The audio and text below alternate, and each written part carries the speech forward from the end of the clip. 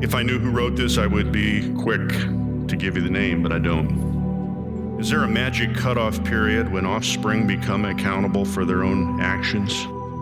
Is there a wonderful moment when parents can become detached spectators in the lives of their children and shrug, hey, it's their life, and feel nothing? When I was in my 20s, I stood in a hospital corridor waiting for doctors to put a few stitches in my daughter's head. I asked, when do you stop worrying? Well, the nurse said, when they get out of the accident stage. My dad just smiled faintly and said nothing. When I was in my 30s, I sat on the little chair in a classroom and heard how one of my children talked incessantly, disrupted the class, and was headed for a career making license plates. As if to read my mind, a teacher said, don't worry, they all go through this stage, then you can sit back, relax, and enjoy them. My dad just smiled faintly and said nothing. When I was in my 40s, I spent a lifetime waiting for the phone to ring, the cars to come home, the front door to open. A friend said, they're trying to find themselves. Don't worry, in a few years you can stop worrying. They'll be adults. My dad just smiled faintly and said nothing. By the time I was 50, I was sick and tired of being vulnerable. I was still worrying over my children, but there was a new wrinkle.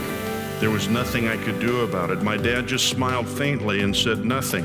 I continued to anguish over their failures, be tormented by their frustrations, and absorbed in their disappointments. My friend said that when my kids got married, I could stop worrying and lead my own life. I wanted to believe that, but I was haunted by my dad's warm smile and his occasional, you look pale, are you all right? Call me the minute you get home. Are you depressed about something? Can it be that parents are sentenced to a lifetime of worry? Is concern for one another handed down like a torch to blaze the trail of human frailties and the fears of the unknown? Is concern a curse, or is it a virtue that elevates us to the highest form of life? One of my children became quite irritable recently, saying to me, "Where were you? I've been calling for 3 days and no one answered. I was worried." I smiled a warm smile. The torch has been passed.